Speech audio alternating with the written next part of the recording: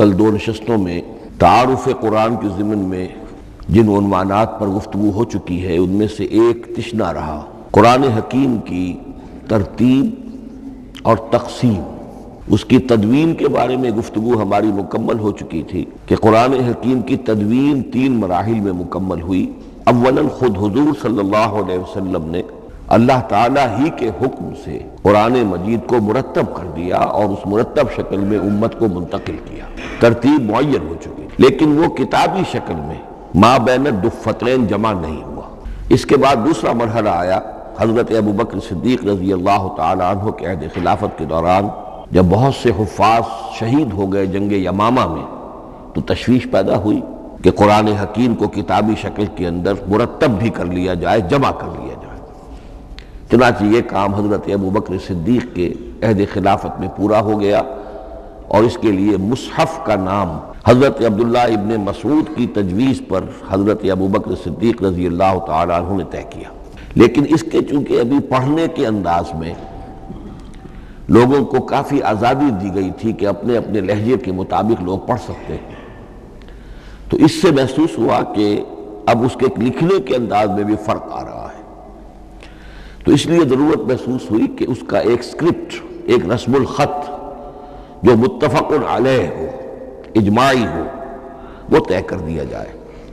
چنانچہ یہ تیسرا مرحلہ حضرت عثمان رضی اللہ تعالی عنہ کے عہد خلافت میں طے پایا، اسی لیے اس کو اب مصحف عثمانی کہتے ہیں، اس لیے کہ وہ رسم الخط اب ہمیشہ ہمیش کے لیے طے ہے۔ اس کے آفیشل نسخے تیار کیے گئے اور بڑے بڑے شہروں میں جو بھی اس وقت اس مسلمان ممالک تھے ایک ایک نسخہ بھیج دیا گیا، اور باقی نسخے جو ہیں وہ طرف کر دیے گئے۔ تو اس طریقے سے گویا کہ ربع صدی کے اندر یہ تینوں مرحلے جو ہیں مکمل ہو گئے ہیں، اور جیسا کہ میں نے عرض کیا سب تسلیم کرتے ہیں کہ جو قرآن آج ہمارے پاس ہے وہ وہی ہے بعینہ ہی جو محمد الرسول اللہ نے اپنی امت کو دیا تھا۔ البتہ جہاں تک قرآن کی ترتیب اور تقسیم کا تعلق ہے، بعض باتیں تو میں بیان کر چکا ہوں، ان کا صرف اجمالی اعادہ کروں گا۔ نمبر 1 یہ کہ قرآن کی جو بیسک یونٹ ہے، بنیادی اکائی، وہ آیت ہے۔ آیت کو ہم جملہ نہیں کہہ سکتے، آیت کو ورس نہیں کہہ سکتے، مصرع نہیں کہہ سکتے، اس کی اسی اصطلاح کو ہمیں ریٹین کرنا ہوگا۔ آیتیں چھوٹی بھی ہیں، بڑی بھی ہیں۔ آیتیں صرف حروف مقطعات پر بھی مشتمل ہیں اور مرکبات ناقصہ پر بھی مشتمل ہے، پورے جملے کی ایک آیت بھی ہے، اور کئی جملوں پر ایک آیت بھی مشتمل ہے۔ یہ تمام امور توقیفی ہیں، یعنی حضور صلی اللہ علیہ وسلم کے بتانے پر موقوف علیہ، ان میں کسی کے اجتہاد کو، کسی منطق، کسی گرامر، کسی نحو، کسی بیان کے کسی اصول کو کوئی دخل نہیں۔ جہاں تک آیتوں کی تعداد کا تعلق ہے وہ مختلف فی ہے، وہ اتفاقی نہیں ہے، اس لیے کہ 6,500 کے لگ بھگ آیات ہیں۔ فرق کیوں ہے؟ ایک بڑا فرق تو اس وجہ سے واقع ہو جاتا ہے کہ تمام سورتوں کے آغاز میں جو آیت بسم اللہ لکھی ہوئی ہے اس کے ضمن میں ایک اختلاف ہے کہ آیا ہر مرتبہ اس آیت کو کاؤنٹ کیا جائے یا نہ کیا جائے۔ صرف ایک سورت ہے سورہ توبہ جس کے شروع میں آیت بسم اللہ نہیں ہے، باقی 113 سورتوں کے آغاز میں بسم اللہ لکھی ہوئی ہے۔ تو بعض حضرات اس کو سمجھتے ہیں کہ یہ کاؤنٹ نہیں کی جائے گی، بلکہ یہ تو در حقیقت صرف سورتوں کے درمیان فصل اور فرق قائم کرنے کے لیے یہ آیت بسم اللہ لکھ دی گئی ہے۔ تو آپ سمجھیے کہ جو اس پہ اختلاف ہوگا تو 113 کی عدد کا فرق تو اسی سے واقع ہو جائے گا۔ بعض اور مقامات پر بھی آیات کی تعداد میں قدر اختلاف ہے، وہ روایات ہی کی بنیاد پر، کسی شخص کو خود یہ حق حاصل نہیں ہے کہ وہ اس میں کوئی فرق کر سکے، تبدیلی کر سکے۔ بہرحال 6,500 کے لگ بھگ آیات ہے قرآن حکیم کی۔ آیتیں مل جل کر سورتوں کی شکل میں ہیں، ان کی تعداد متفق علیہ ہے 114۔ سورت سور سے بنا ہے، سور کے معنی فصیل ہے، گویا کہ ہر سورت جو ہے وہ اللہ تعالیٰ کے علم، معرفت، حکمت کا ایک شہر ہے۔ سورتوں میں آیات کے باہمی ربط کے حوالے سے اس کے معنی کے اندر اور اس کی حکمتوں کے اندر اضافہ ہوتا ہے، ربط آیات۔ اور جس طریقے سے کہ مختلف موتیوں کو پرو دیا جائے ایک دھاگے میں، اس سے ہار وجود میں آئے، جو ترتیب ہوگی موتیوں کی اس سے ان موتیوں کا حسن دوبالا ہو جائے گا۔ ایسے ہی معاملہ آیات قرآنیہ کا ہے کہ جو ایک سورت کے اندر ہے، اور ہر سورت کا ایک مرکزی مضمون یا عمود ہوتا ہے، اور تمام آیتیں اس سے منطلق اور اس سے منسلک ہوتی ہیں۔ ان سورتوں کے بعد جیسا کہ میں نے عرض کیا، دور صحابہ میں ہمیں صرف ایک اصطلاح اور ملتی ہے، حزب اور یا منزل۔ وہ اس سہولت کے لیے کہ اگر ایک ہفتے میں پورا قرآن ختم کرنا ہو، اس کی تلاوت مکمل کرنی ہو، تو روزانہ ایک حزب پڑھ لیا جائے۔ یہ چونکہ دور صحابہ میں بھی مذکور ہے، لہذا اس میں ہم دیکھتے ہیں کہ حسن موجود ہے، یعنی یہ کہ نہ تو یہ قباحت ہے کہ سورتوں کو توڑا گیا ہو، بلکہ پوری صورتیں شامل ہیں۔ کوئی مصنوعی مساوات قائم کرنے کی کوشش نہیں ہے، کوئی حزب نسبتاً تھوڑا سا زیادہ بڑا ہے، کچھ تھوڑا سا چھوٹا ہے، لیکن تقریباً مساوی ہے۔ خام خواہ کی کوئی مصنوعی مساوات قائم کرنے کی کوشش نہیں ہے۔ اور اس کے باوجود یہ حسن موجود ہے کہ سورہ فاتحہ کو اگر ہم علیحدہ رکھ دیں کہ وہ پورے قرآن حکیم کے لیے ایک دباچہ اور مقدمہ ہے، تو پہلے حزب یا پہلی منزل میں 3 سورتیں، دوسرے میں 5، تیسرے میں 7، چوتھے میں 9، پانچویں میں 11، چھٹے میں 13، یہ سیڑھی ہے بالکل۔ اور جو آخری حزب مفصل کہلاتا ہے، اس میں چونکہ آخری پارے میں آپ کو معلوم ہے چھوٹی چھوٹی صورتیں ہیں، تو تعداد 65 ہے، وہ بھی جو آخری تعداد ہے 13 اس کا ملٹیپل ہے۔ بہرحال یہ حزب، یہ بھی دور صحابہ میں اس کا تذکرہ ہمیں ملتا ہے۔ البتہ جو مزید تقسیم کی چیزیں ہمارے ہاں معروف ہیں وہ بات کی چیزیں۔ رکوع میں طویل صورتوں کو تقسیم کیا گیا تاکہ ایک رکعت میں اگر طویل صورت میں سے کوئی آیات پڑھنی ہے تو اس طرح پڑھی جائیں کہ مضمون ٹوٹے نہ۔ یہ حجاج بن یوسف کے زمانے میں یہ کام ہوا ہے، اور بڑے غور و فکر سے ہوا، اور واقعتاً محسوس ہوتا ہے کہ معنوی جو ربط اور تعلق ہے اس کو ملحوظ رکھا گیا ہے۔ لیکن جو دوسری تقسیم ہمارے ہاں معروف ہو گئی ہے وہ پاروں کی ہے۔ اول تو یہ معلوم نہیں کہ یہ تقسیم کب ہوئی، مجہول الزمان ہے یہ۔ نمبر 2 یہ کہ اس میں یہ زیادتی بھی نظر آتی ہے کہ سورتوں کی فصیلیں توڑ دی گئی ہیں، گویا کہ ایک مصنوعی مساوات قائم کرنے کے لیے کہ 30 دن میں اگر قرآن مجید ختم کرنا ہو، ہر مہینے میں ایک ختم قرآن کوئی شخص کرنا چاہے تو روزانہ ایک پارہ پڑھ کر، لیکن یہ کہ اس میں وہ حسن موجود نہیں ہے، بلکہ یہ قباحت موجود ہے کہ صورتیں کاٹ دی گئیں۔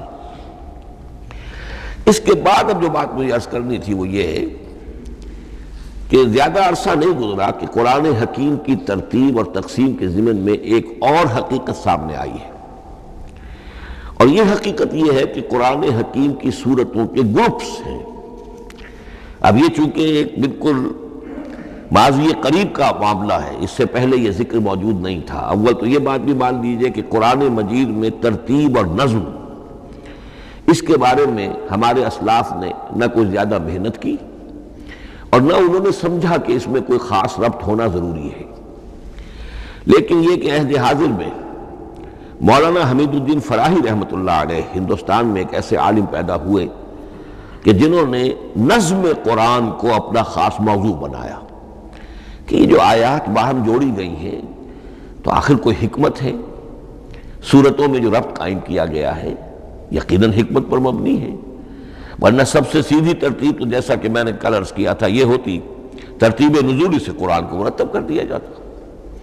لیکن یہ کہ صورتیں آپ کو معلوم ہے طویل صورتوں میں ایسا بھی ہے کہ وہ ایک وقت میں نازل نہیں ہوئی، بلکہ متعدد اوقات میں، اور سورہ بقرہ جو ہے وہ تقریباً 2 سال میں اس کی جو تنزیل ہے وہ مکمل ہوئی۔ تو پھر کن آیتوں کو جوڑنا، کس کو کہاں رکھنا ہے، کس کو کہاں رکھنا ہے، تو یہ حضور صلی اللہ علیہ وسلم نے خود کیا ہے، اللہ تعالیٰ کے حکم سے کیا ہے، تو یہ چیزیں حکمت سے خالی تو نہیں ہو سکتی۔ تو انہوں نے اس کو خاص اپنا موضوع بنایا، اور ان کے سامنے بعض حقائق آئے ہیں، وہ حقائق ہیں جو اب میں آپ کے سامنے بیان کر رہا ہوں۔ اس میں ایک اشکال ہو سکتا ہے، اسے میں چاہتا ہوں کہ پہلے رفع کر دوں کہ یہ چیز اگر ہمارے اسلاف کے نظر میں نہیں آئی اور ان کی توجہ ادھر نہیں ہوئی تو یہ تو گویا کہ ایک بڑی مشکوک سی بات ہوگی۔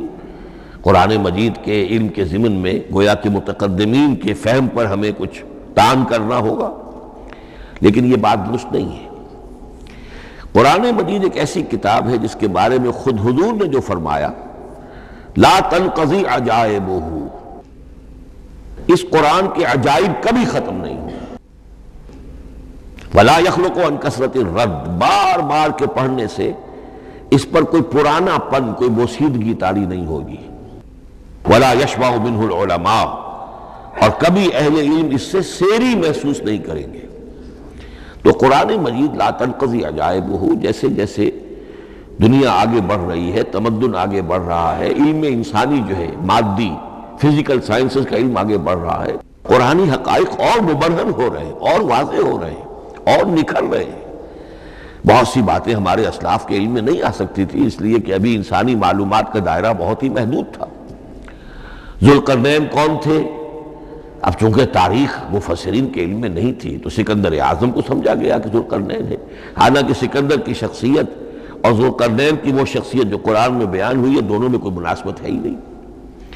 اسی طریقے کا معاملہ یہ کہ نظم قرآن کا ایک پہلو کہ جو ابھی پوری طریقے سے آشکارا نہیں ہوا تھا، یہ دور وہ ہے کہ جس میں اللہ کی فضل و کرم سے وہ بات بھی اب کھل کر سامنے آئی ہے، اور اس سے در حقیقت توثیق ہو رہی ہے حضور کے اس فرمان کی کہ لا تنقضی عجائبہ، اس کے عجائب کبھی ختم نہیں ہوں گے۔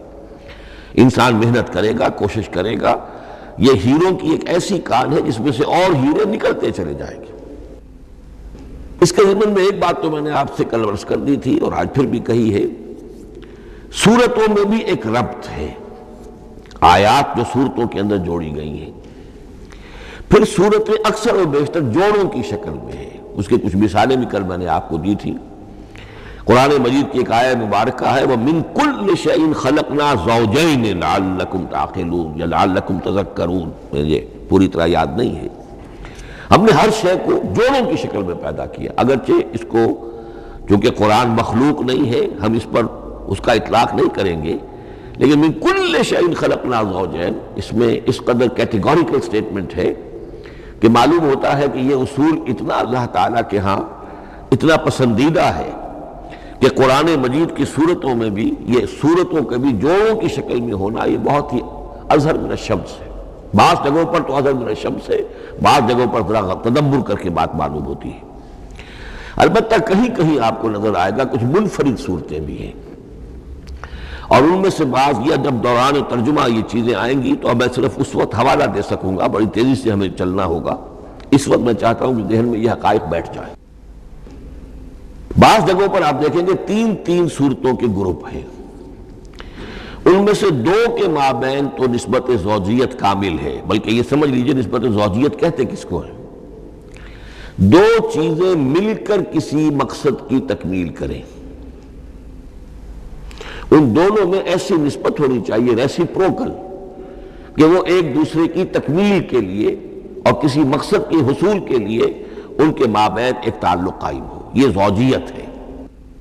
اسی طریقے سے قرآن مجید میں جب صورتیں آتی ہیں جوڑوں کی شکل میں تو کسی مضمون کا ایک رخ وہ ایک صورت میں آ جائے گا، اس کا دوسرا رخ دوسری صورت میں آ جائے گا، اور دونوں مل کر جسے ہم کہتے ہیں تصویر کے دونوں رخ، وہ رخ مکمل ہو جائیں گے، بات پوری ہو جائے گی۔ البتہ بعض جگہوں پر ہے کہ تین تین صورتوں کے سب گروپس ہیں۔ میں اس معاملے میں گروپ کا لفظ ریٹین کر رہا ہوں، اس لیے کہ قدیم تو یہ تصور تھا نہیں، جدید اصطلاح ہے تو اس میں چونکہ اب بہت سے الفاظ انگریزی زبان کے اب اردو میں آ گئے ہیں کہ اس کی جگہ کوئی اور بہت ہی کوئی کوشش کر کے لفظ لایا جائے تو وہ شاید زیادہ عام فہم نہیں ہوگا، یا عام فہم ہے۔ تو گروپس اور سب گروپس، چھوٹے گروپ بڑے گروپ، تو یہ چھوٹے گروپ جو ہے تین تین صورتوں کے، ان میں سے دو کے مابین تو نسبت زوجیت بتمام و کمال ہوگی اور تیسرے کی حیثیت ضمیمے کی ہوگی۔ اس کی مثالیں بعد میں آئیں گی۔ البتہ یہ جو ضمیمے ہوتے ہیں خود ان کے یا جو دوسری منفرد صورتیں ہیں خود ان میں آپ کو فصل کے ساتھ نسبت زوجیت مل جائے گی۔ اس سے آگے چلیے، اب اصل ہے وہ شے جس کو میں آج چاہتا ہوں بیان کرنا۔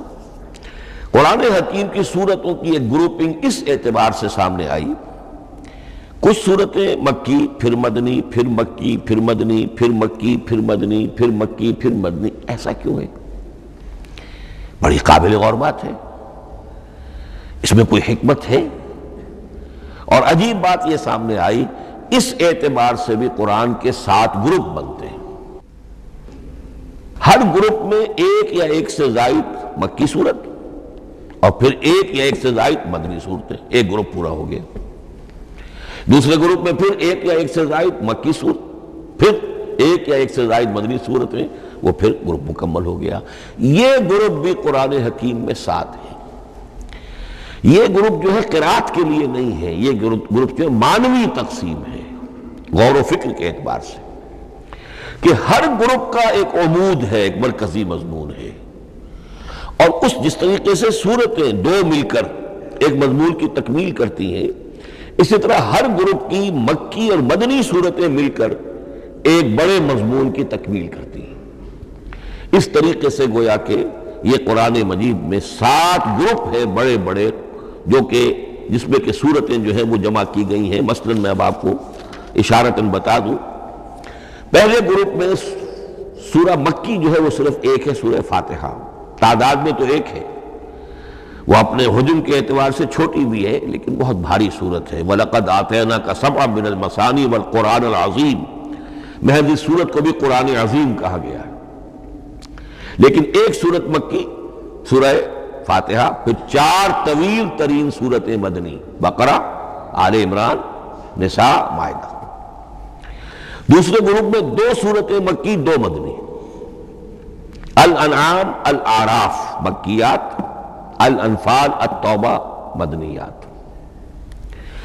تیسرا گروپ چلتا ہے، 14 صورتیں مسلسل چلی جا رہی ہیں مکی، سورہ یونس سے، سورہ یونس، سورہ ہود، سورہ یوسف، سورہ رعد، سورہ ابراہیم، چلتے جائیے، سورہ حجر، سورہ نحل، سورہ بنی اسرائیل، سورہ کہف، سورہ مریم، سورہ طٰہٰ، سورہ انبیاء، سورہ حج اور سورہ مومنون، 14 صورتیں۔ اب آئی ایک مدنی صورت، سورہ نور، یہ تیسرا گروپ مکمل ہو گیا۔ چوتھے گروپ میں بھی یہی بات آپ کو نظر آئے گی۔ الفرقان سے سورہ سجدہ تک 8 صورتیں مکی ہیں، اور پھر ایک صورت آتی ہے سورۃ الاحزاب، وہ مدنی ہے۔ اب یہ جو ایک ایک صورتیں آئی ہیں، سورہ نور اور سورہ احزاب، ہر شخص کو اندازہ ہو جائے گا یہ آپس میں جوڑے کی شکل رکھتی ہیں، ان کے مضامین بہت ایک دوسرے سے مشابہ ہیں، بہت مشابہ ہیں، لیکن یہ کہ وہ اس طریقے کا جوڑا نہیں ہے کہ اسی گروپ میں ان کا جوڑا موجود ہو، اس کا جوڑا جو ہے وہ دوسرے گروپ میں ہے۔ پھر آئیے 5واں گروپ ہے، سورہ سبا سے احقاف تک، یہ 13 صورتیں مکی ہیں، اور پھر سورہ محمد صلی اللہ علیہ وسلم سے سورۃ الحجرات تک 3 صورتیں مدنی ہیں، یہ کل 16 صورتیں ہیں۔ چھٹے گروپ میں سورہ قاف سے سورہ واقعہ تک 7 صورتیں، یہ مکی ہے، اور سورہ حدید سے سورہ طلاق تک 10 صورتیں مدنی ہیں، یہ 17 صورتیں ہیں۔ آخری جو ہے وہ سورۃ الملک سے سورۃ الاخلاص تک 46 صورتیں، اور سورہ معوذتین جو ہے یہ 2 ہے کہ جو مدنی ہے۔ بعض کا اس میں اختلاف ہے، وہ میں بعد میں عرض کروں گا، لیکن جو میری رائے ہے وہ میں آپ کے سامنے رکھ رہا ہوں۔ اس طریقے سے یہ 7 گروپ جو ہیں قرآن مجید میں سورتوں کے وجود میں آئے۔ ہر گروپ کا ایک مرکزی مضمون ہے۔ مثلا پہلے گروپ کا مرکزی مضمون شریعت ہے۔ سورہ فاتحہ میں اہدنا الصراط المستقیم، اے اللہ ہمیں سیدھا راہ دکھا، سیدھے راستے کی ہدایت بخش۔ اب وہ سیدھا راستہ کیا ہے؟ شریعت خداوندی، شریعت الہی، اور شریعت مکمل ہو جاتی ہے ان 4 صورتوں میں۔ شریعت محمدی کا جو بلو پرنٹ ہے، ابتدائی خاکہ جو ہے وہ آپ کو سورہ بقرہ میں ملے گا، اور اس کی جو تکمیلی صورتیں ہیں، تکمیلی احکام ہیں، وہ سورہ مائدہ۔ اس کے علاوہ اس گروپ میں جو زیادہ زور ہے وہ سابقہ امت مسلمہ سے گفت و شنید۔ سابقہ امت مسلمہ میں یہودی اور نصارہ دونوں شامل ہیں۔ اب ان پر جرح بھی ہے، ان پر تنقید بھی ہے، ان کو ملامت بھی ہے، ان کو ان کی قرارداد جرم ان کے خلاف جو ہے وہ بھی دی گئی ہے، اور پھر یہ کہ ان کو معزول کر کے اور نئی امت کو اس مقام پر نصب کرنے کا اعلان ہے، اور ان کو بڑی زوردار دعوت ہے کہ اب محمد پر ایمان لاؤ اور قرآن پر ایمان لاؤ صلی اللہ علیہ وسلم۔ یہ پہلا گروپ ہے۔ اسی طریقے سے ہر گروپ کا اب یہ ساتھ ساتھ جب ہم چلیں گے تو میں تفصیل کے ساتھ بیان کرتا جاؤں گا کہ اس گروپ کا یہ مرکزی مضمون ہے اور اس طور سے یہ صورتیں آپس میں ایک دوسرے کے ساتھ مربوط ہیں۔ ان گروپوں میں آپ نے دیکھا ہوگا کہ پہلے اور آخری گروپ ان کی ایک ریسیپروکل سی صورت ہے کہ پہلے گروپ میں مکی صورت صرف ایک چھوٹی سی اور مدنی صورتیں 4-6 پارے سے زائد پر پھیلی، جبکہ آخری گروپ میں سارے دونوں پارے جو ہے سورہ ملک سے شروع ہو کر مکی صورتوں پر مشتمل ہے، آخر میں آ کر چھوٹی چھوٹی صورتیں وہ مدنیات ہیں۔ یہ ایک دوسرے کے بالکل ریسیپروکل ہیں، کانورس۔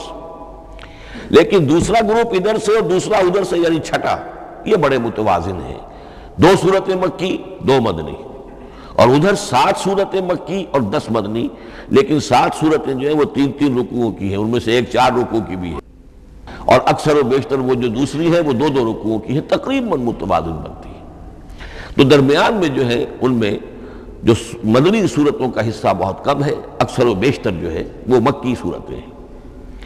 ان مکی صورتوں کے اندر بھی جو 6 گروپ تقریباً بنتے ہیں، اس لیے کہ پہلی گروپ کے اندر تو مکی صورت صرف سورہ فاتحہ ہے، تو ان میں سے پہلے 2 گروپوں میں رسالت کا مضمون مرکزی مضمون ہے، درمیانی 2 گروپوں میں توحید کا مضمون مرکزی مضمون ہے، آخری 2 گروپوں میں انذار آخرت کا مضمون مرکزی مضمون ہے۔ آخری صورتیں آپ کو معلوم ہے سورہ قاف سے شروع ہو کر، تو پھر یہ انذار آخرت جو ہے ان سب کا مرکزی مضمون ہے۔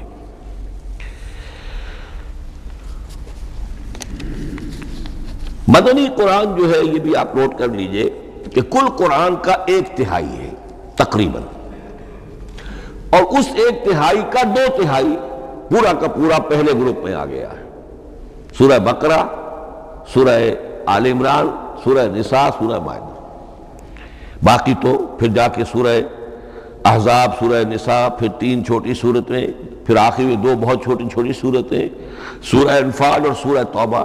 لیکن یہ کہ یہ 2/3 جو ہے مدنی قرآن کا حجم بالکل پہلے ہی اس گروپ کے اندر آ گیا ہے۔ اس کی بھی حکمت ہے، کیوں مدنی صورتوں کو پہلے رکھا گیا؟ میرے علم میں نہیں ہے کہ اس موضوع پر کسی شخص نے گفتگو کی ہو سوائے محمد مارمڈیوک پکتھال کے۔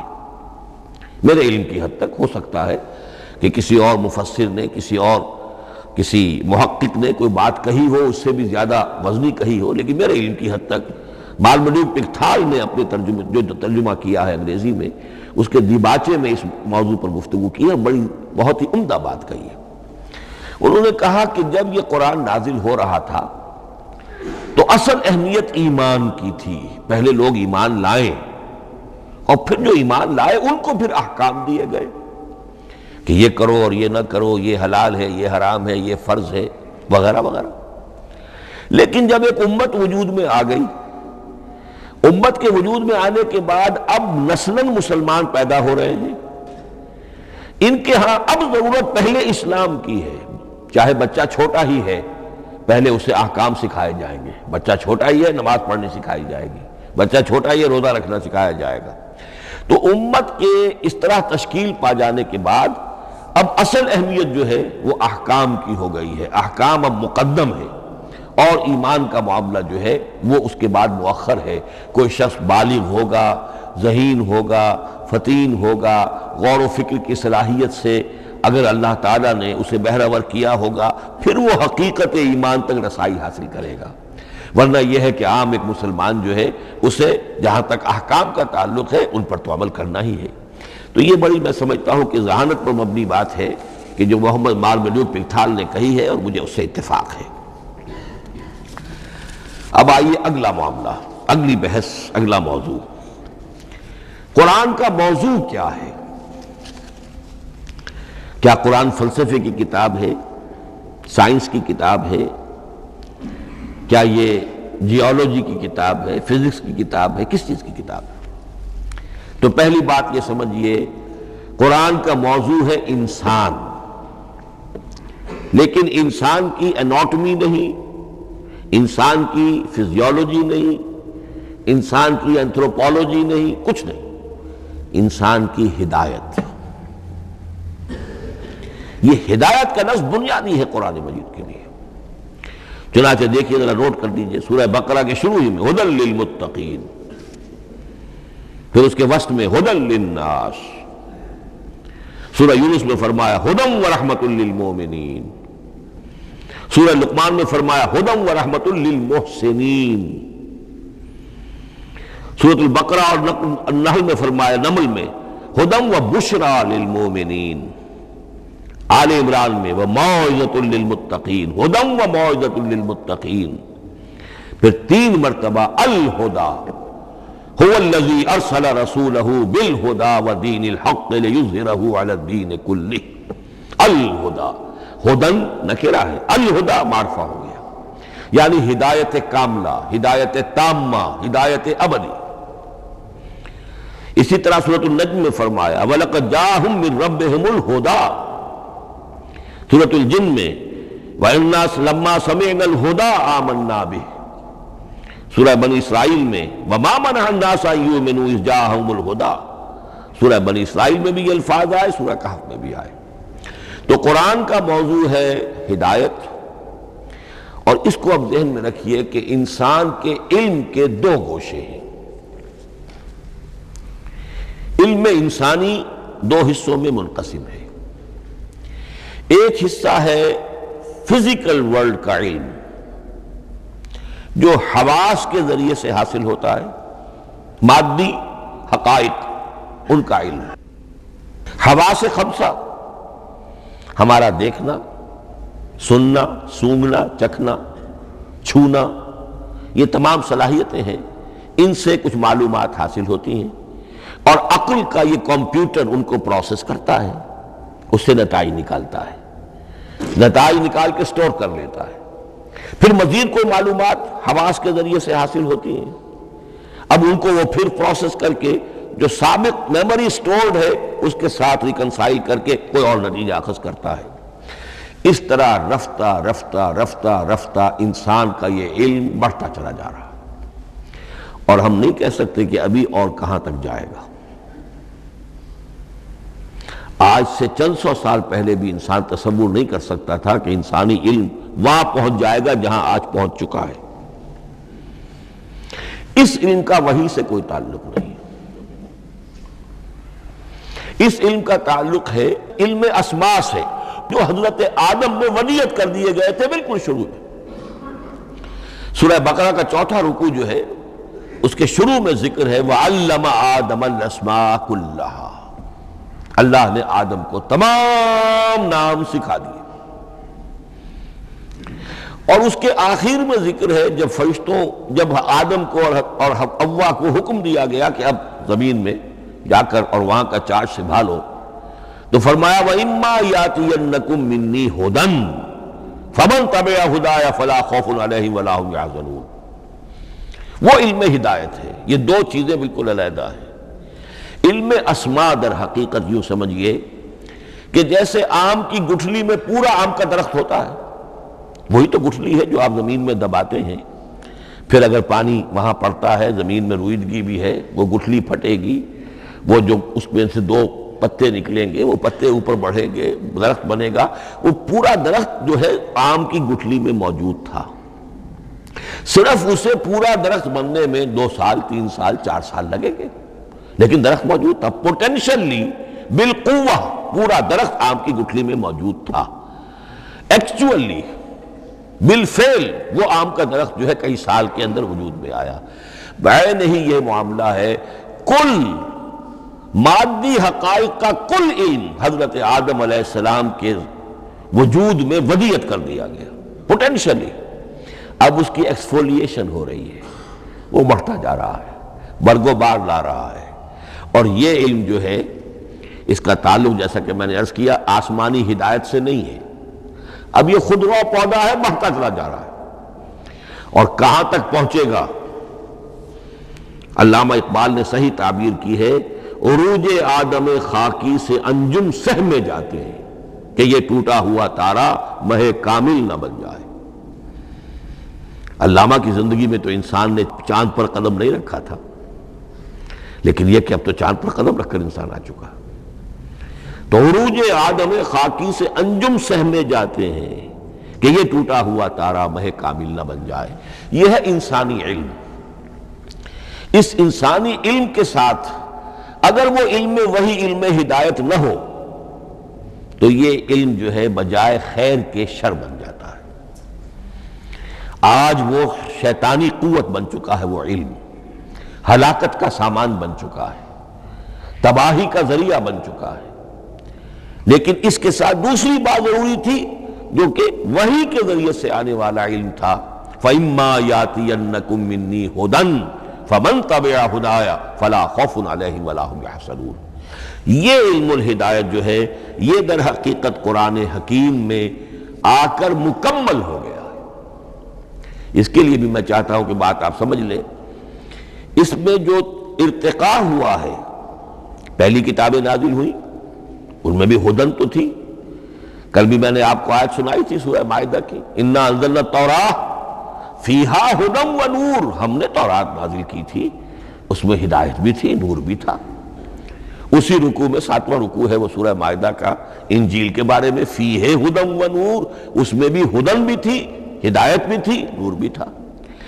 لیکن یہ ہدایت اور یہ نور درجہ بدرجہ ترقی کر رہا ہے، یہاں تک کہ کامل ہوا ہے، قرآن میں آ کر الہدا بن گیا ہے۔ اب یہ ہدن نہیں، الہدا، کامل ہدایت نامہ۔ اس کی وجہ کیا ہے؟ دیکھیے، ایک بچے کو اگر آپ تعلیم دینا چاہتے ہیں تو اس کی ذہنی سطح کو ملحوظ رکھے بغیر تو نہیں دے سکتے۔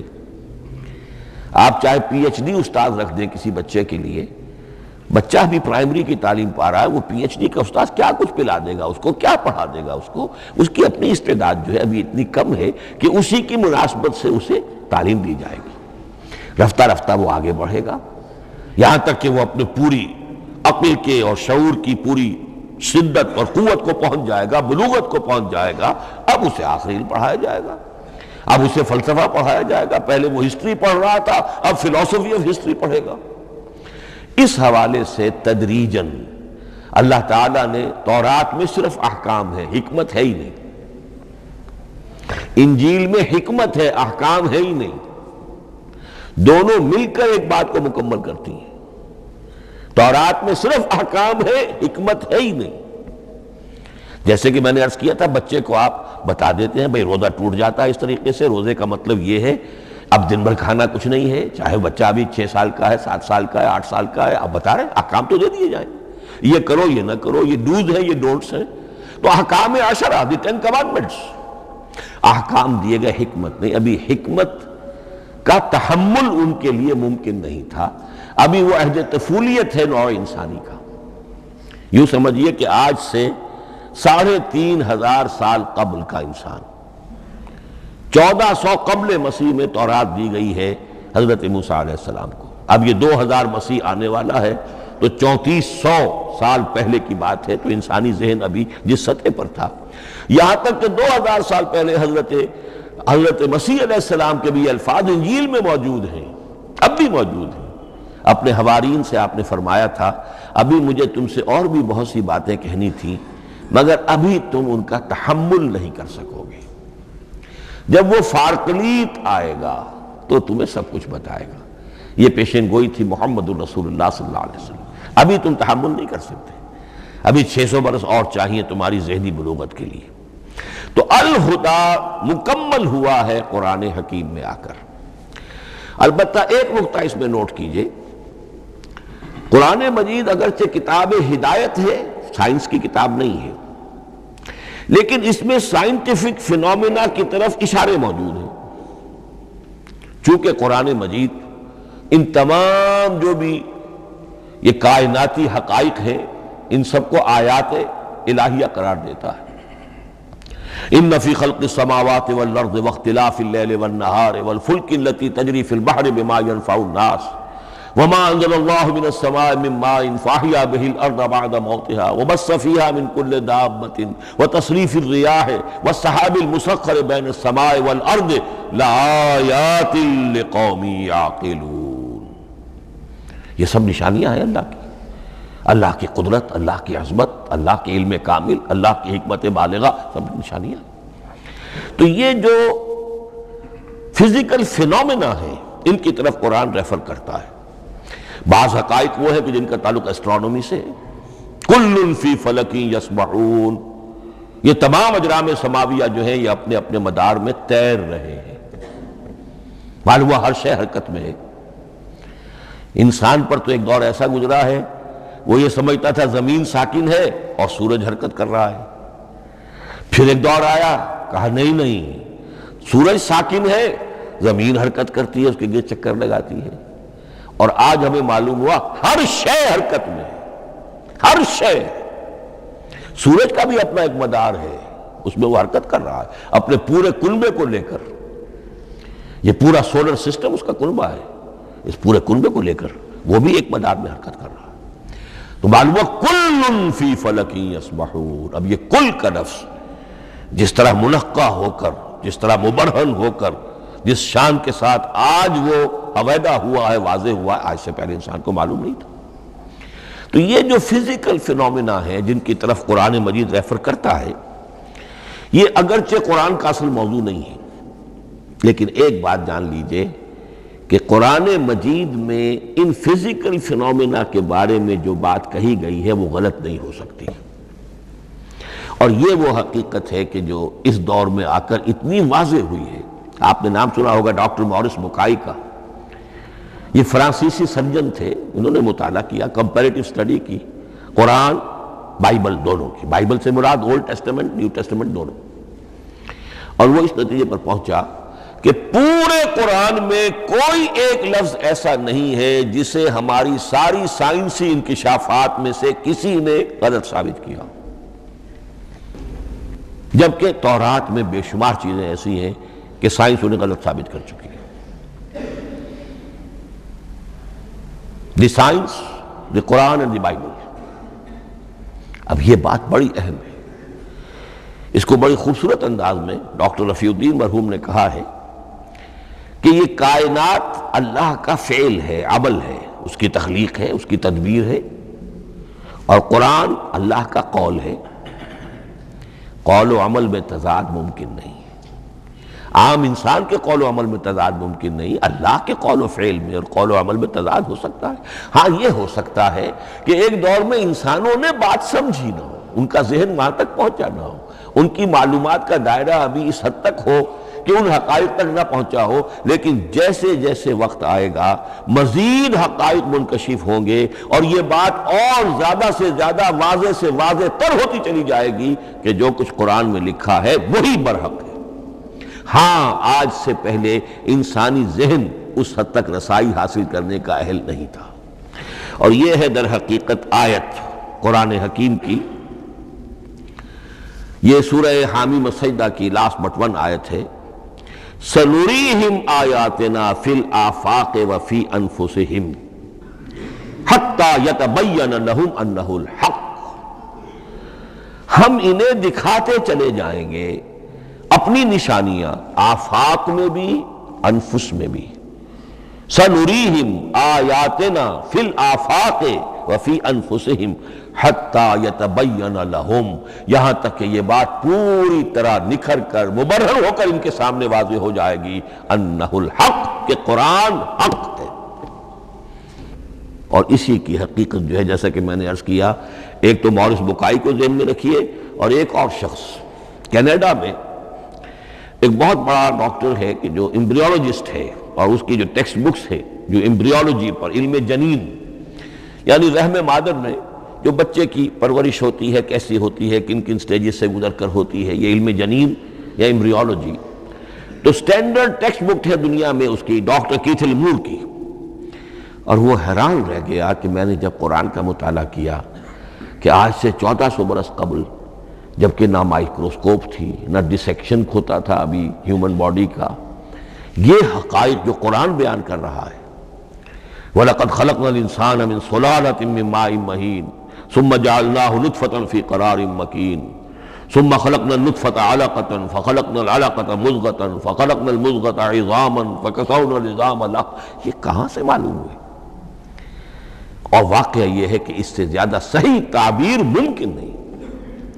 تو یہ حقائق ذہن میں رکھیے کہ اگرچہ قرآن مجید سائنس کی کتاب نہیں ہے لیکن جن سائنسی حقائق یا جن سائنسی فینومینا کی طرف قرآن نے ریفر کیا ہے وہ یقیناً حق ہے، چاہے تاحال ہم ان کی حقانیت کو نہ سمجھ پائیں۔ مثلا آج بھی مجھے نہیں معلوم کہ قرآن جو 7 آسمان کہتا ہے تو 7 آسمان سے کیا مراد، مجھے نہیں معلوم، لیکن مجھے یقین ہے کہ ایک وقت آئے گا کہ انسان سمجھے گا کہ ٹھیک یہ الفاظ جو ہیں 7 آسمان یہ منطبق ہوتے ہیں اس حقیقت پر جو آج ہمارے علم میں آئی ہے، پہلے نہیں آئی تھی۔ البتہ ایک اور نقطہ جو بہت اہم ہے عملی اعتبار سے، میں نے اسی لیے یہ ساری تمہید کی ہے کہ قرآن سائنس کی کتاب نہیں ہے، نہ سائنس کی ہے نہ ٹیکنالوجی کی ہے۔ اس حوالے سے ایک بڑا منطقی نتیجہ نکلتا ہے، اور وہ یہ ہے کہ اگر ہمارے اسلاف نے قرآن کی ان آیات کا کوئی خاص مفہوم معین کیا اپنے دور کی معلومات کی سطح پر، ہمارے لیے لازم نہیں ہے کہ ہم اس کی پیروی کریں۔ سائنسی فنومینا کو جو سائنسی ترقی ہو رہی ہے اس کے حوالے سے سمجھیں گے۔ یہاں تک کہ اب آخری بات عرض کر رہا ہوں، خود حضور کا فرمان بھی اس میں قطعی نہیں ہوگا۔ یہ بات بہت ثقیل اور گراں گزرے گی بہت سے لوگوں پر۔ سائنس اور ٹیکنالوجی میں اگر حضور کی کوئی حدیث بھی سامنے آ جائے تو اس کو بھی ہم کوئی دلیل قطعی نہیں سمجھیں گے۔ اس کی وجہ کیا ہے؟ ایک واقعہ بہت اہم ہوا حضور کی زندگی میں۔ حضور جب ہجرت فرما کر تشریف لائے مدینہ منورہ، تو آپ کو معلوم ہے کہ حضور کی پیدائش مکے کی، ساری زندگی آپ نے وہاں گزاری۔ وہ وادی غیر ذی زرع ہے، وہاں کوئی پیداوار، کوئی زراعت، کوئی کاشت ہوتی ہی نہیں تھی، آپ کو کوئی تجربہ سرے سے نہیں تھا۔ ہاں تجارت کا تجربہ تھا، بھرپور تجارت کی تھی۔ یہاں آئے تو آپ نے دیکھا کھجوروں کے سلسلے میں انصار مدینہ تعبیر نخل، وہ اس کا ایک اصطلاح ہے۔ کھجور ایک ایسا پودا ہے جس کا ایک فیمیل فلاور ہوتا ہے اور ایک میل علیحدہ۔ اب میل فلاور اور فیمیل فلاور ان دونوں کو قریب لے آئیں تو اس سے اس بات کا زیادہ امکان ہو جاتا ہے فرٹیلائزیشن ہو اور پھل بنے اور زیادہ آپ کو پھل حاصل ہو، فصل زیادہ ہو۔ اگر وہ فاصلے پر رہیں گے تو ہو سکتا ہے کہ اس کا امکان کم ہو، تو وہ ان کو قریب جوڑ دیتے تھے۔ حضور نے دیکھا تو آپ نے فرمایا کہ آپ لوگ ایسا نہ کریں تو کیا ہے، یعنی نیچر جو ہے، nature can take care of it self, آخر فطرت ہے، فطرت نے یہ ساری چیزیں بنائی ہیں، آپ ایسا نہ کریں تو کیا ہے۔ صرف یہ کہا آپ نے روکا نہیں، لیکن ظاہر بات ہے صحابہ کرام کے لیے رضوان اللہ تعالی علیہ مجمعین حضور کا اتنا کہنا بھی گویا کہ حکم کے درجے۔ انہوں نے اس سال وہ کام نہیں کیا، فصل کم ہو گئی۔ اب وہ ڈرتے ڈرتے جھجکتے جھجکتے حضور کی خدمت میں آئے۔ حضور آپ نے فرمایا تھا ہم نے وہ نہیں کیا، تعبیر نخل اس سال نہیں کی ہم نے، فصل کم ہوئی ہے۔ آپ نے فرمایا انتم اعلم بامور دنیاکم، اس کا ایک ایک لفظ یاد کر لیجئے، انتم اعلم بامور دنیاکم، اپنے یہ دنیاوی اور مادی معاملات میں تم زیادہ تجربے کار ہو، تم زیادہ حقائق سے واقف ہو۔ میں عالموں کا لفظی ترجمہ یہاں کرنا جو ہے اس کی جرت مجھے نہیں ہو رہی، تم زیادہ واقف ہو ان چیزوں سے۔ میں یہ چیزیں سکھانے نہیں آیا، آپ ٹیکنالوجی پڑھانے نہیں آئے تھے، آپ طب سکھانے نہیں آئے تھے، آپ کوئی اور سائنس پڑھانے نہیں آئے تھے، ورنہ تو ہم شکوہ کرتے کہ آپ نے ہمیں ایٹم بم بنانا کیوں نہیں سکھا دیا پہلے ہی۔ نہیں، یہ موضوع ہی نہیں ہے۔ قرآن کا موضوع معین ہونا چاہیے۔ قرآن کا موضوع انسان کی ہدایت، اس ہدایت کے لیے جس قدر اس کو ضرورت ہے علم کی کہ وہ جو یہ فزیکل فینومینا ہیں ان کے حوالے سے بھی ہدایت حاصل کرے، اس حد تک ان کا تذکرہ ہے۔ لیکن یہ یقین اور ایمان ہونا چاہیے کہ قرآن مجید کے الفاظ میں جو شے مضمر ہے وہ کبھی غلط ثابت نہیں ہوگی۔ یہ ہو سکتا ہے کہ قرآن کی کسی آیت کا کوئی مفہوم ہمارے اسلاف نے 1000 برس پہلے یا 600 برس پہلے سمجھا ہو اور وہ مفہوم غلط ثابت ہو جائے، وہ ایک علیحدہ بات ہوگی، لیکن قرآن مجید کا ٹیکسٹ جو ہے اس کے اندر کہیں ایسی بات نہیں آ سکتی۔ اب آئیے فہم قرآن کے اصول۔ ظاہر بات ہے کہ اس موضوع پر اصول تفسیر پر کوئی مجھے تفصیلی اس وقت گفتگو کرنے کا موقع تو نہیں ہے، البتہ یہ کہ 7 گنتی کر کے چیزیں نوٹ کر لیجئے کہ جس سے قرآن مجید کے فہم میں سہولت حاصل ہوگی۔ پہلی بات وہ جو کسی درجے میں پہلے بھی سامنے آ چکی ہے، قرآن کا اسلوب استدلال منطقی نہیں ہے، فطری ہے۔ ایک ہوتا ہے منطق کی گتھیوں سے اور منطق کے اصولوں سے اور منطق کی دلیلوں سے بات ثابت کی، یہ نہیں۔ قرآن فطرت انسانی کے مطابق بات کرتا ہے۔ ایک ان پڑھ شخص بھی قرآن کو اپنے سے دور یا اپنے آپ کو قرآن سے دور نہیں سمجھے گا اگر ذرا سا وہ قرآن کو سمجھ سکتا بس۔ لیکن یہ ہے کہ قرآن مجید کا جو اسلوب ہے وہ تو یہ کہ منطقی نہیں ہے، فطری ہے، یا اس میں اگر ایک لفظ کا اضافہ کیا جائے خطابی ہے۔ خطابی کیا ہوتا ہے؟ جو میں کل عرض کر چکا ہوں، خطبے کی ایک شان ہوتی ہے، وہ دلیل کے ساتھ ساتھ جذبات سے بھی اپیل کرتا ہے، اور اس میں آپ کو ایک اپنے باطن میں جھانکنے کی دعوت دی جاتی ہے۔ تم ذرا اپنے باطن میں جھانک کر دیکھو۔ بعض آیات ایسی ہیں، بڑی پیاری آیات ہیں، افی اللہ شک فاطر السماوات والارض، بس کیا اللہ کی ہستی میں بھی کوئی شک ہو سکتا ہے جو آسمان اور زمین کا پیدا کرنے والا ہے؟ غور کرو، سوچو۔ تو یہ صرف آپ کے درو بینی، آپ کو اپنے اندر جھانکنے کی دعوت ہے۔ اسی طرح اَإِنَّكُمْ لَتَشْهَدُونَ أَنَّ مَعَ اللَّهِ آلِهَةً أُخْرَىٰ، کیا واقعتاً تم اس کی گواہی دیتے ہو کہ اللہ کے ساتھ کوئی اور بھی الہ ہے؟ یہ گویا کہ کسی کے آنکھوں میں آنکھیں ڈال کر پیئرسنگ آئیز کے ساتھ کسی سے سوال کرنا، کیا واقعی؟ اور اس مندر حقیقت کون سی ہے پس منظر میں؟ یہ بنائے ہوئے ڈھکوسلے ہیں، ان پر خود تمہارا دل مطمئن نہیں ہے۔ تم کہتے تو ہو یہ ہمارا عقیدہ ہے اور یہ ہماری بات ہے اور یہ ہمارا موروثی عقیدہ ہے، ھذا ما وجدنا علیہ آباءنا، ہم نے آباء، لیکن واقعتاً غور تو کرو، کیا واقعی تم گواہی دیتے ہو کہ اللہ کے سوا کوئی اور الہہ بھی موجود ہیں؟ اس کو آپ کہیں گے خطابی انداز۔ نمبر 2، قرآن حکیم میں دو طرح کی آیات ہیں، محکمات اور متشابہات۔ یہ سورہ آل عمران کے شروع میں یہ بہت اہم مضمون جو ہے وہ آ گیا ہے۔ هو الذی انزل علیک الکتاب منہ آیات محکمات ہن ام الکتاب واخر متشابہات، آل عمران آیت نمبر 7۔ اب یہ جو متشابہات ہیں یہ کون سی ہیں اور محکمات ہیں وہ کون سی ہیں، اس کو ذہن میں رکھیے۔ نمبر 1، محکم قطعی، تمام جتنی بھی آیات احکام ہیں وہ محکم ہیں، یہ کرو یہ نہ کرو، یہ جائز یہ حرام، آیات احکام محکم، اسی ایک مادے سے لفظ بنا ہے یہ محکم بھی اور احکام حکم۔ البتہ عالم غیب کی ساری خبریں متشابہات میں سے، عالم غیب ہو، عالم ارواح ہو، عالم برزخ ہو، عالم آخرت ہو، ان کے تمام حقائق یہ متشابہات میں سے۔ ان کو ہم حقیقتاً سمجھ نہیں سکتے، ہمارا تجربہ ہی نہیں، ہمارا وہ مشاہدہ ہی نہیں۔ جیسا کہ ایک حدیث میں آیا ہے، جنت کی جو بھی نعمتیں ہیں، ایک تو وہ نعمتیں جن کا ذکر قرآن میں ہے اور ان الفاظ میں ہے جن سے ہم واقف ہیں۔ اب ان میں تو یہ ہے کہ حور و قصور اور پھل اور یہ اور دودھ اور شہد اور وغیرہ وغیرہ وغیرہ، وہ چیزیں ہم جانتے ہیں، تو وہ بھی حق ہے، ایسے ہی ہوں گی، اتوب ہی متشابہہ، لیکن یہ صرف نزل ہے، یہ تو ابتدائی مہمان نوازی ہے۔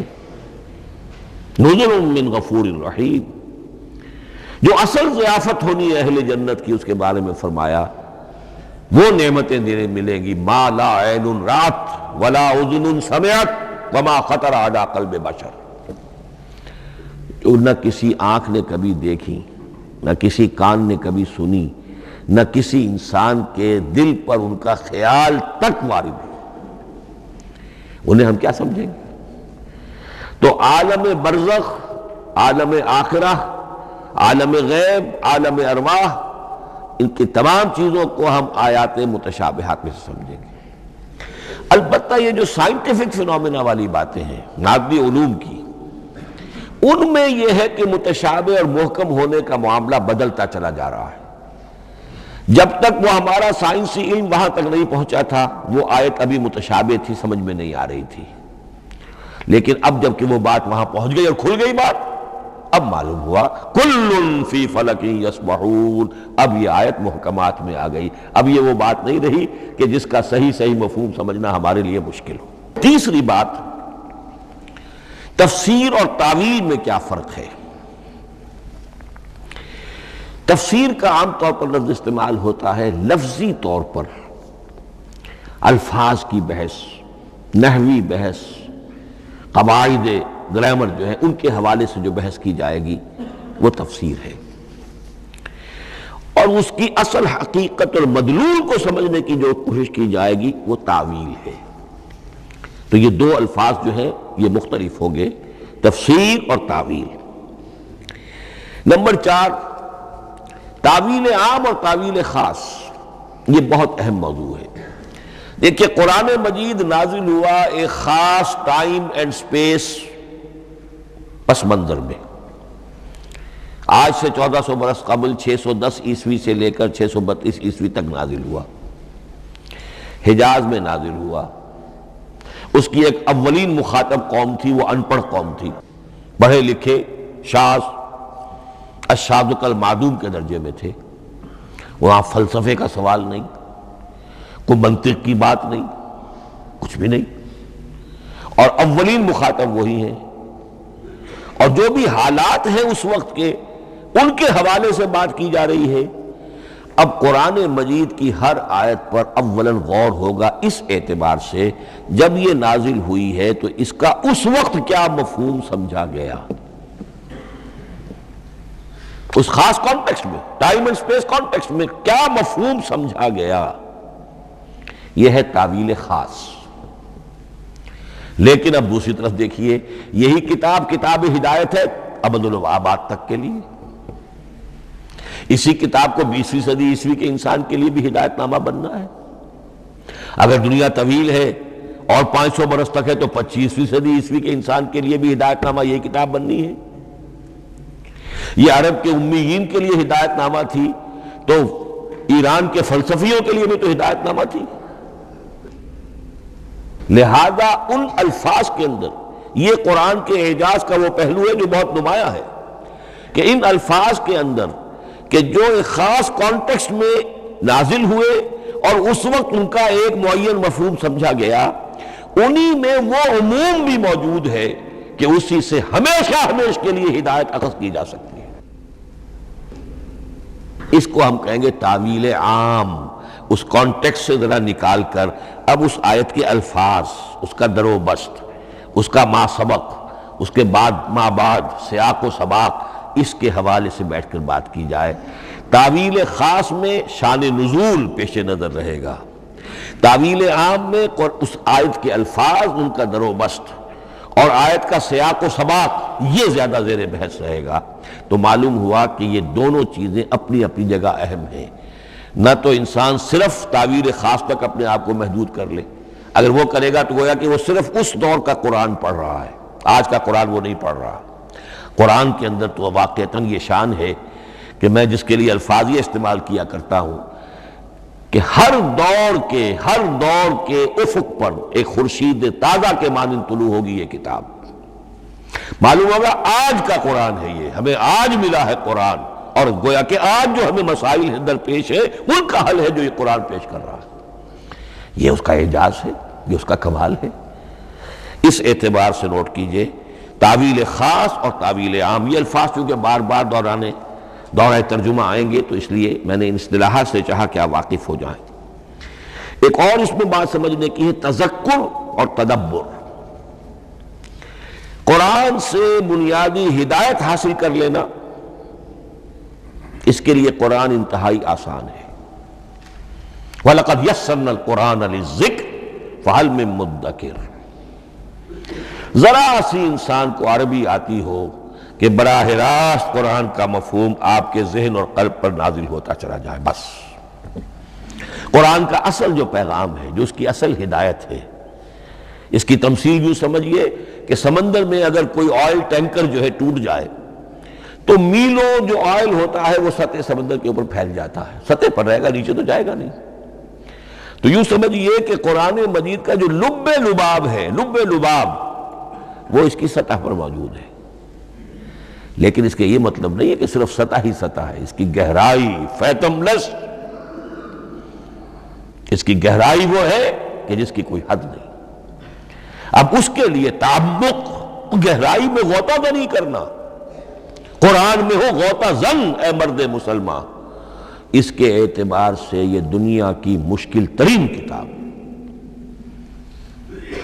اچھی طرح سمجھ لیجیے، اس کی تہہ تک پہنچنا ممکن ہی نہیں۔ غلطی سے ہم کبھی کبھی کسی شخص کی مدح کرتے ہوئے کہہ دیتے ہیں فلاں شخص کو قرآن پر بڑا عبور حاصل ہے۔ ایک عالم دین نے یہ الفاظ میرے بارے میں کہہ دیے تھے، میں نے فوراً ٹوک دیا، میں نے کہا آپ کیا، یہ قرآن کی آپ نے گویا کہ قرآن مجید کی شان میں گستاخی کی ہے، قرآن کی توہین کی ہے۔ عبور کہتے ہیں ایک کنارے سے دوسرے کنارے کو چلے جانا، دریا عبور کر لیا، قرآن کے کنارے ہے ہی نہیں، یہ ناپیدا کنار سمندر ہے، اس سمندر کا کوئی کنارہ نہیں، نہ اس کی گہرائی اور نہ اس کے کنارے۔ لہذا پوری زندگی کوئی امام راضی ہو، کوئی زمخشری ہو، کوئی ہو، پوری زندگی کھپا کر بھی وہ یہ نہیں کہہ سکے گا کہ میں نے قرآن مجید کو بتمام و کمال سمجھ لیا ہے۔ معاذ اللہ معاذ اللہ معاذ اللہ، ناممکن۔ وراء الورا ثم وراء الورا، یہ ہے تذکر اور تدبر۔ اس کے لیے تو پوری زندگی انسان کھپائے، پورا وقت اس کے لیے لگائے، پوری صلاحیت کھپا دے، تب بھی وہ بہت سی جگہوں پر پھر بھی کہے گا واللہ عالم۔ امام رازی کو بھی نہ معلوم کتنے مقامات پر جا کر یہ کہنا پڑا ہے کہ اللہ بہتر جانتا ہے۔ اعلم ان ھذا المقام مقام غامض عمیق مہیب، یہ مقام تو بہت مہیب ہے، پرہیبت ہے، بہت گہرا ہے، بہت غامض ہے۔ امام رازی کہہ رہے ہیں، 30 جلدوں میں تفسیر لکھنے والا شخص۔ اقول قولی ھذا واستغفر اللہ لی ولکم ولسائر المسلمین والمسلمات۔ جی خوش آمدید دوستو، امید کرتا ہوں ویڈیو آپ نے پوری دیکھی ہوگی اور آپ کو پسند بھی آئی ہوگی۔ بھائیو دوستو، جو تفاسیر کا سلسلہ ہم نے شروع کیا ہے ڈاکٹر اسرار احمد کے نام سے، اس کا یہ تیسرا ویڈیو آج ہم نے آپ کے سامنے پلے کیا۔ تو قرآن مجید کو ماننا اور قرآن مجید پر عمل کرنا یہ ہم سب مسلمانوں پر لازم ہے، اور یہ بات پہلے بھی ہم بتا چکے کہ اگر قرآن مجید آپ کے گھر میں ہے اور آپ نے اس کو کپڑوں میں سنبھال کے رکھا ہے، تو صرف کپڑے کو سنبھال کر رکھنے سے جو ہے نا، اس سے آپ کو فائدہ نہیں ہوگا۔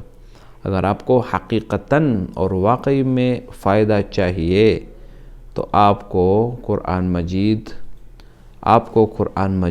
کو کھول کر پڑھنا ہوگا۔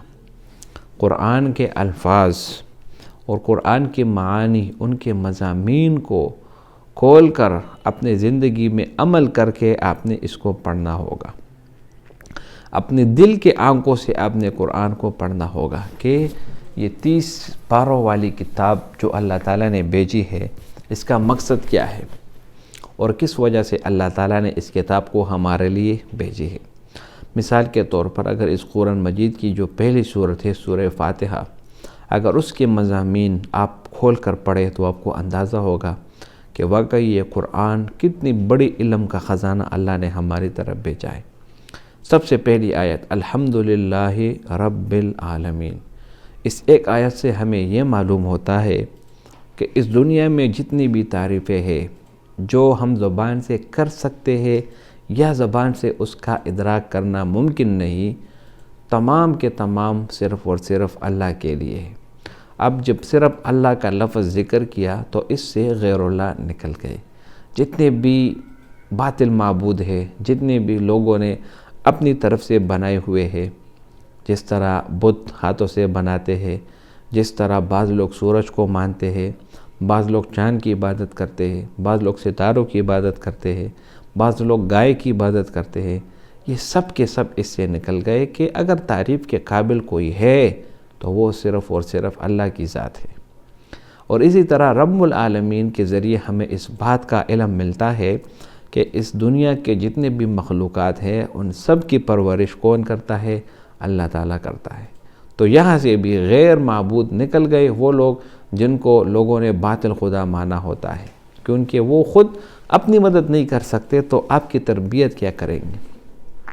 اور عالمین کے ذریعے ہمیں اس بات کا بھی علم ملتا ہے کہ اس دنیا میں ہزاروں نہیں بلکہ کروڑوں نہیں بلکہ اربوں خربوں مخلوقات ہے، یعنی مخلوقات سے مراد یہ انسان جو ہے نا یہ ایک قسم کی مخلوق ہے، جانور دوسرے قسم کا ہے، اسی طرح یہ کیڑے مکوڑے تیسرے قسم، مچھلیاں چوتھی قسم، اور اسی طرح ہوا میں پرندے یہ جو ہے نا پانچویں قسم، درندے چھٹی قسم۔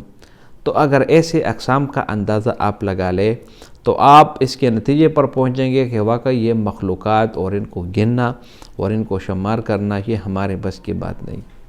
اس دنیا میں اس دھرتی پر زمین سے زیادہ جو سب سے زیادہ مخلوقات ہے وہ پانی میں موجود ہے۔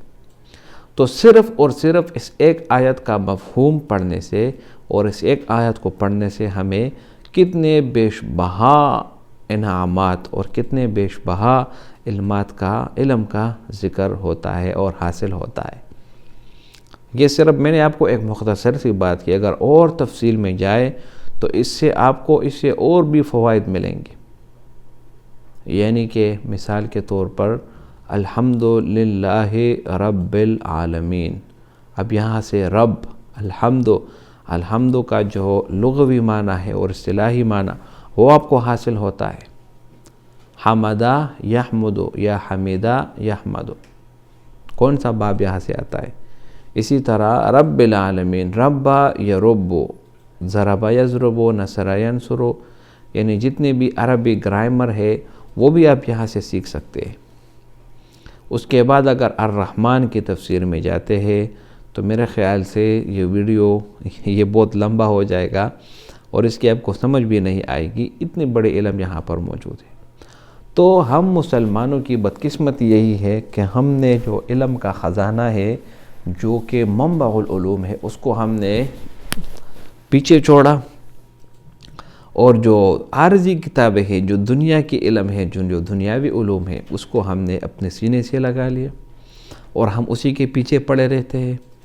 بچپن سے لے کر جوانی تک انسان اس دنیاوی علوم کا پیچھا کرتا ہے اور اس کو سیکھتا ہے، اور اس کو سیکھتے سیکھتے اس کے بال گر جاتے ہیں، اس کے ماں باپ چلے جاتے ہیں، لیکن اس کا پیچھا نہیں چھوڑتا۔ کیونکہ اس کو حاصل کرنے سے آپ کو دنیا میں پیسے ملتے ہیں، اور اگر آپ صرف اور صرف پیسے کو اپنا دنیا بنا لو اور پیسہ کمانا صرف اس کو ہی اپنا دنیا بنا لو اور مان لو تو یہ سب سے بڑی بیوقوفی ہے۔ کیونکہ ایسے لوگ گزرے ہیں اس دنیا سے جن کے پاس مال دولت کی کمی نہیں تھی، لیکن اس کے باوجود موت نے ان کو آ لیا۔ تو سب سے ہوشیار آدمی وہ ہے جو موت سے پہلے اپنی موت کی تیاری کرے۔ تو یہ قرآن مجید جس طرح تفاسیر یا جس طرح تفسیر یہاں پر ڈاکٹر صاحب نے بیان کیا، اسی طرح ہمیں بھی چاہیے کہ ہم اس قرآن کا مطالعہ کریں، اپنے اولاد کو اس قابل بنائیں کہ وہ آ کر آپ کا جنازہ پڑھ سکے۔ اگر آپ نہ ہو تو آپ کی غیر موجودگی میں اس کو کم از کم اتنا احساس ہونا چاہیے کہ اگر میں گھر میں ہوں تو میرے اوپر کیا کیا ذمہ داریاں عائد ہوتی ہے، اور کون سی ذمہ داری مجھے اٹھانی ہے اور کون سی ذمہ داری مجھے نہیں اٹھانی، کن باتوں کو میں نے یاد رکھنا ہے اور کن باتوں سے میں نے پرہیز کرنا ہے۔